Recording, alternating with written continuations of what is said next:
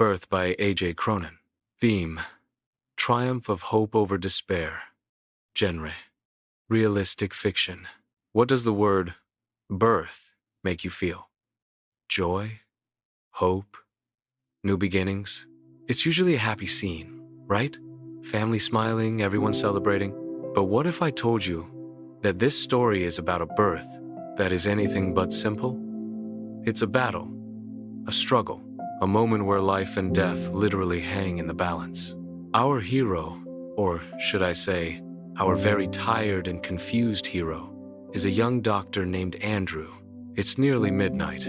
The town is asleep.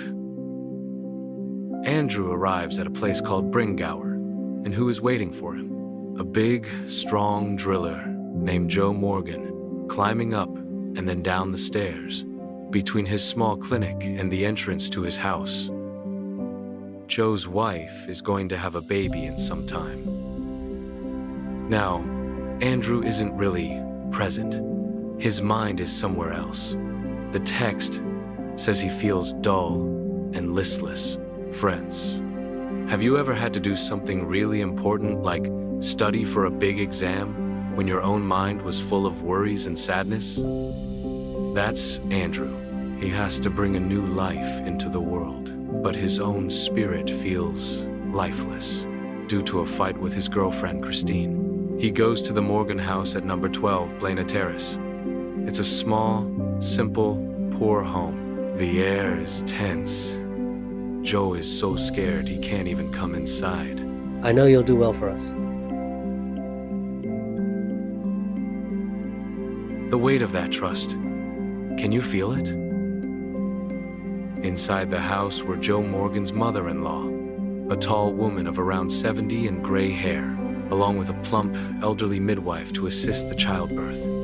They both sat beside Mrs. Morgan waiting for Andrew. The old woman offered Andrew tea. She called him Bach, which is a loving term. She was afraid he would leave because she knew they had a long wait ahead. Andrew noticed that Mrs. Morgan's mother was wise and experienced because she understood that the birth would take time. Andrew smiled and assured her he would stay. Sipping his tea, Andrew felt completely tired after his fight with his girlfriend, Christine. He knew he did not have much time, so going home to sleep was pointless. More importantly, he realized the birth was a critical case that required his complete focus. A strange calmness came over him, and he decided to stay right there until everything was over. And what does Andrew hear? The tick-tock of a clock, the rustle of a cinder in the fire, and the tap-tap-tap of Joe's footsteps outside on the street, the sound of a nervous father-to-be. This is where Andrew's internal conflict boils over. He's thinking about all the failed marriages he knows. He's thinking about his own girlfriend, Christine, and his perfect, dreamy idea of love. But his doubting mind is fighting with his overflowing heart. Have you ever wanted something to be perfect so badly, but your brain kept pointing out all the problems? That's Andrew's conflict. And this personal storm is the backdrop for the physical storm that is about to hit upstairs. What follows is not a beautiful, gentle scene. It's going to be a long, harsh struggle. The old lady shared Susan's fear with the doctor that how Susan had refused anesthesia to protect the baby.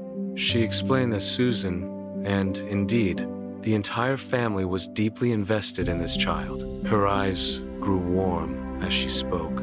The doctor, distracted until then, forced himself to focus and comforted her, saying the anesthetic was perfectly safe for both mother and baby. Suddenly, they heard the voice of the midwife calling upon them.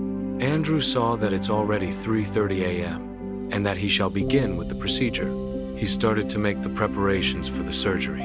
It took him almost an hour to perform the surgery. It was a rather tough one. While the first rays of daylight came inside from the corner of the window, the Morgan child was born still and lifeless. Andrew was horrified looking at the stillborn baby. He felt torn between saving the child or the mother, who was in critical condition.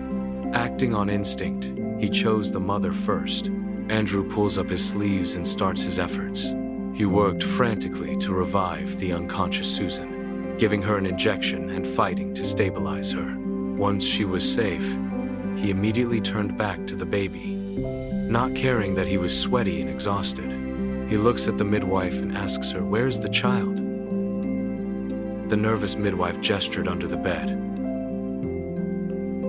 Andrew immediately pulled out the baby from under the bed.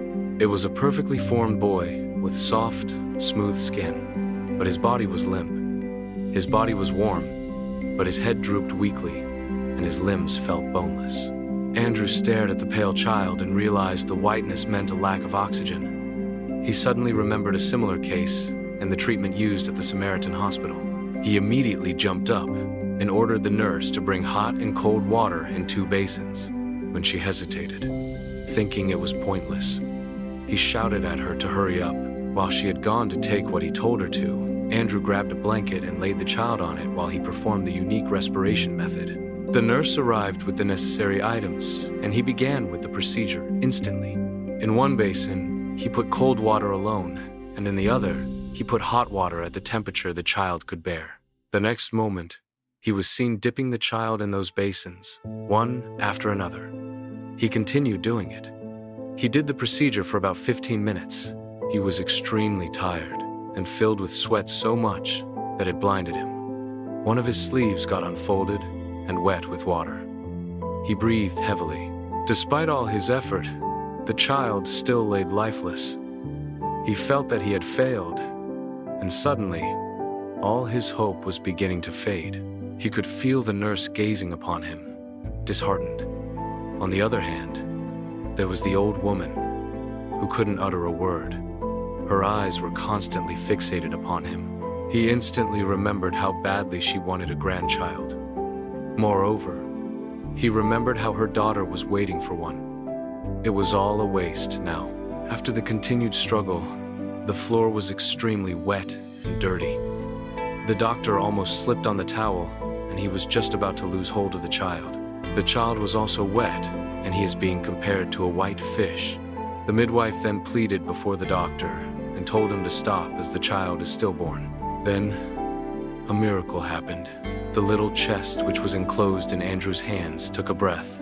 He continued heaving, leaving Andrew weak in his knees. The feeling of the little one's breathing on his fingers almost made him faint. Instantly, he worked on reviving him with double the efforts until the child breathed deeply. As he gasped, a bubble formed from mucus in his tiny nose. His pale skin turned pink and the body no longer felt like it was lifeless. The next instant, he started crying. The nurse was crying and praying. When Andrew gave her the baby, he felt completely weak and tired. The room was messy. The blankets, towels, basins, and medical tools were all scattered around. Even the syringe was stuck in the floor. Meanwhile, the mother still slept peacefully because of the anesthesia. Her own mother stood quietly in the corner, her lips moving silently as she prayed without making a sound. Andrew unfolded his sleeve and put on his jacket while informing the nurse that he will take his bag later. He then went into a small room through the kitchen downstairs and grabbed a large glass of water. He took his hat and headed outside. He met Joe outside and told him that everything was fine. It was around 5 in the morning and there was not too much light. While walking towards his home, he was accompanied by a few miners who had just completed their night shift. As their footsteps echoed, he had only one thing in mind. His heart was full of the thought that he finally accomplished something. If you liked the story, hit the like button and subscribe for more such interesting and useful videos.